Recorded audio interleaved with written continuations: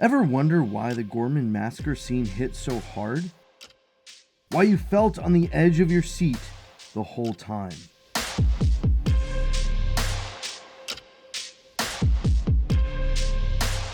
It goes so much deeper than good writing and good acting. But after hearing the behind the scenes information from Tony Gilroy, now we know what has made this scene absolutely genius.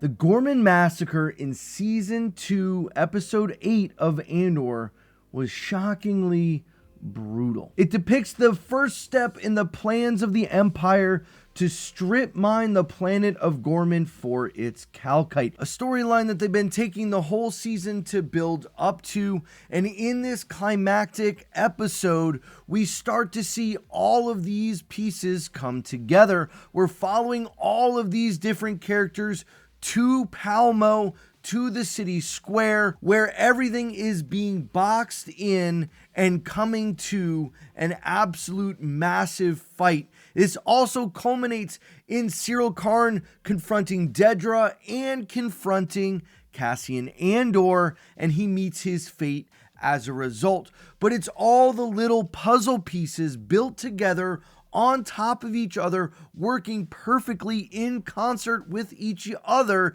that starts to show the absolute amazing genius of an orchestra that Tony Gilroy has brought together in this singular episode. Now, we know from Andor Season 1 that putting together complicated sequences that work together seamlessly is a lot of what Tony Gilroy is so good at. That's what made the Narkina 5 prison break so good. It's what made Marva's funeral and all of the pieces that came together there so good. And we've seen this in the Bourne trilogy in the ways that that's all come about. And while on the surface, the Ghorman Massacre scene may not seem as complicated as the hallway scene from Severance, we know that what has gone into this is absolutely massive, and it's what makes this scene work so seamlessly when you don't even know it. And it all stems back to the specific choice to use practical sets as much as possible, allowing the actors and the directors and everyone involved to do things in a particular way so that they could make it all work perfectly. Everything was happening at the same time when we were shooting with all the cameras, and there was days that was big, huge, you know. All the extras were there, the stunts, all the cues were triggered at the same time for you to react to them. The most challenging part for me was to try to calibrate the timing of everything and to try to calibrate where everybody is. When you do these kinds of scenes where you have lots of characters that you're trying to follow quite a few stories there. And this is almost real time what's happening. The whole episode is primarily just this thing. Nothing can stop. Just tracking Diego's path from the hotel in time is a science project. And every single person has to get their own little science project. So the science project being put together here for Diego, as well as all the other characters, starts to build this scene perfectly, so that when we get Diego moving around the outside of the square, looking inward, we're seeing then Cyril Karn walking from outside to inside. We're getting this all happening at the same time. As he's going up the stairs and down the hallway, we're seeing Diego Luna look in as all of it starts to mesh together, while we're getting chanting and singing going around everything. And this is where the people, the extras of Ghorman, are absolutely integral to this scene, because it's the chanting from moving inside to outside. You hear it muffled when you move inside, and you hear it stronger when you move outside. Really makes everything flow absolutely perfectly.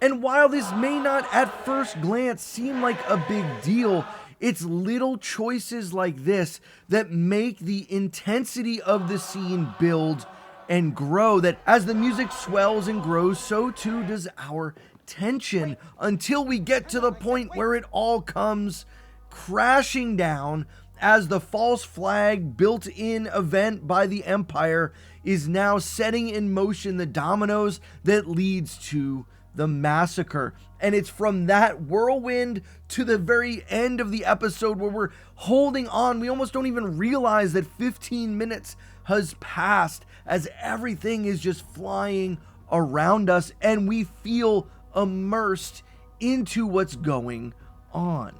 It's because of the 15 minutes of immersion and buildup that makes once the fighting starts so impactful. We're just so much there. It feels like we're there on Ghorman as everything is going on around us. And I think this is one of the things that many Star Wars fans have had a challenge grappling with, realizing that, hey, this feels so real. And it's methodology and planning and setup like this that makes it feel that way. That makes it feel like we've been pulled into the galaxy far, far away.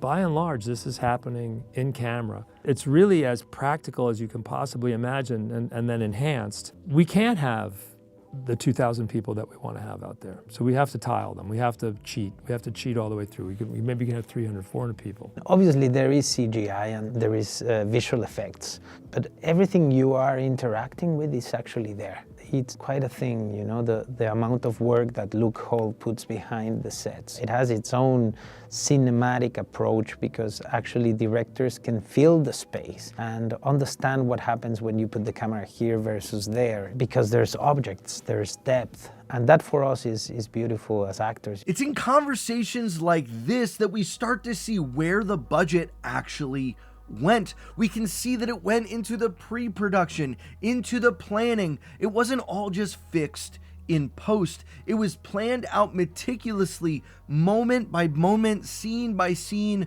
by writers and directors, and then allowing the directors, once they're there, and the actors, once they're there, to interact with everything going on. I think this is a clear understanding of what made this also work, that it didn't feel like wooden acting or engagement, but instead they were actually moving around the set.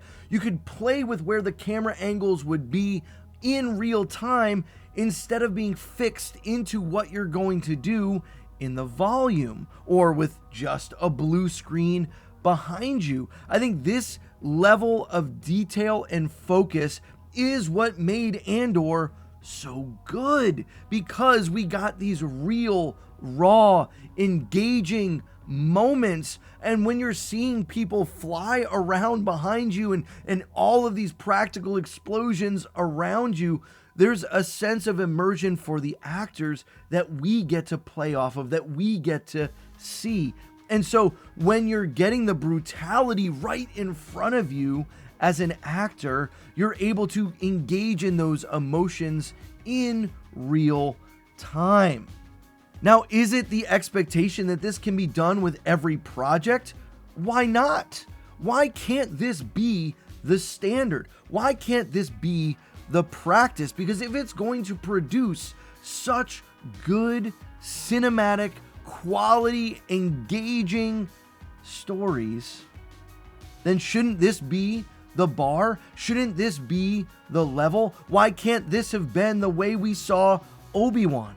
Why can't this be the way that we see Ahsoka? Instead, all of those just feel kind of, I don't know, varnished over, cleaned up, and it just makes me want to see this level of attention of detail played to all these other storylines in the Star Wars universe. Yes, obviously, if there's a huge building. We build the first floors of the building, and then the rest gets painted later. The building of those 2 floors make the big difference, you know, because you are there, you walk through it, you come from inside to outside. For example, the hotel has this entrance, right? So you go from the plaza, and then you go through the doors, you come in the lobby, you have the reception, you have the bar on the left, and you go through some stairs to the rooms on the back. All of that exists, and everything is moving when you're acting. So when we were playing that interaction in the reception, you have the whole hotel moving behind you, you know, and it's there, and all the creatures and characters are there. The extras, they're all characters, and wardrobe and makeup and hair take the same amount of time on extras than any other role or speaking part of the show. So it's fabulous, you know, as an actor. You don't get that often in this business, you know, where you are actually interacting with this level of production. And all of that process is wonderful, because when you are on set, you know what you're doing, and most importantly, you know why. When there's a chase, that moment where the KX unit is chasing and everyone is running away, and it's just like throwing people, getting people out of the way. They have cables and lines, and they are actually flying, you know, while you're running. And it's happening, you know, it's happening. The beauty of Andor is that you can get so deep that you might forget you're in this galaxy far, far away. You are just in a place that actually exists. That's the strength of that episode, that it's a massacre that feels like personal, it's happening. You're looking at it and you go like, shit, those are people suffering, those are people being hurt, and all that destruction is actually happening. And the work of, VFX, stunts, obviously production design, makeup, hair, it's incredible. It's absolutely incredible. I think Diego hits the nail on the head when he says we see these real engagements that he is interacting with. We see that coming through as we watch this episode. We understand that when we're seeing these things happen, we almost feel a connection to them. But it's not just because it's done real and practical. I'm not just saying that you can just do practical sets and it all works perfectly. No, I'm saying from the pre-production, the directing, the writing, the planning, the science projects that have been built up around this episode. I mean, to some degree, people can look at this and recognize the level of planning that went into it paid off, because it gave us one of the best episodes of Star Wars TV ever made. When was the last time we've heard the level of excellence that has really gone into these Star Wars projects? The way that Diego Luna describes what's being done here is something that's being done with absolute excellence. And that's what we're asking of Star Wars. That's what fans want. We might not all agree with every storyline and every choice and every character. That's fine. But if we can get productions that are excellent from the top down, that aren't just quickly pasted together in seemingly not much thought being put into the storyline choices and everything else around it, we can see how the Book of Boba Fett really wasn't a thought out show, how the season 3 of Mandalorian really wasn't a well thought out or planned show, how the entire series of Acolyte just missed the mark. This is the difference. This is the difference. Now, I want to take a quick look. I encourage you to go watch the entire episode again with this new framework, with this new lens over what you're seeing. I want to point out one example of how this just flawlessly worked and how it drew us into the conflict of everything happening.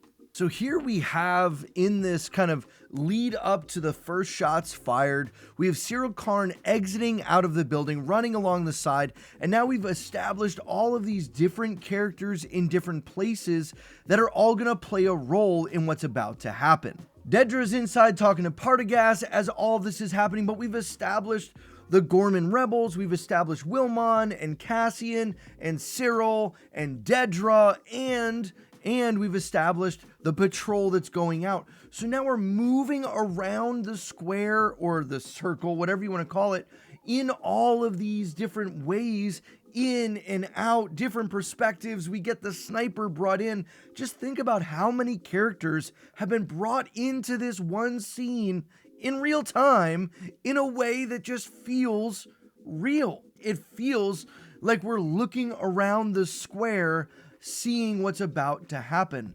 And we have the brief moment where we jump into the scene where Partagaz is calling. Dedra's feeling kind of like, oh no, it's here. Here's what we have to do now. She's about to get the order. We're back outside hearing these rebels. We see Cyril. We see the Ghorman rebels. We're seeing every little piece start to come together. And we've already seen how this isn't 2,000 people. It's just a few hundred. But the angles, we've even got the guy up on the monument waving the flag. Another point of reference to help us see all of these things pull together. The patrol is going, the sniper's up on the roof, Wilmon is talking to Cassian. All of these things starting to play, and they're getting quicker and quicker together as we know something is about to happen. Something is about to go down. We can see the intensity on the faces. Things are being thrown towards the patrol. Everything is coming together. And it feels completely and totally seamless. This is what I mean when I say that it builds us and it immerses us into the moment to where the singing stops, the firing begins, and it just is brutal. But none of it would connect the same way without the genius of the setup leading to this point.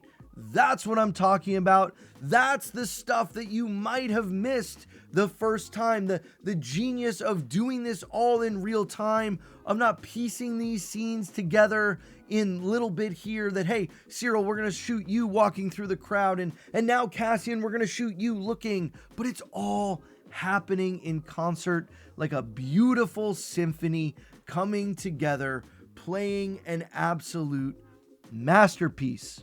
Now, I know this is huge praise to heap on the show, but I want to point these things out because these are the things that you might not actually see, but are having an impact on your experience watching the show. It's why this has gotten as high a rating as an episode, and it needs to be praised. It needs to be talked about. These are the types of things that can be done across every style and every medium. This isn't just about a gritty adult show that Andor is. This is what we talk about when, as fans of Star Wars, we're saying this is amazing. It's not just the fact that it feels real, but it's the idea that we can be immersed in it. What was the beauty of Star Wars in 1997? It was this idea that we were pulled and immersed into a story that was in a galaxy far, far away because of the characters, because of the choices and the way things were put together. It made it feel like we could be a part of that story too. And that's the genius, the brutal genius behind the Ghorman Massacre.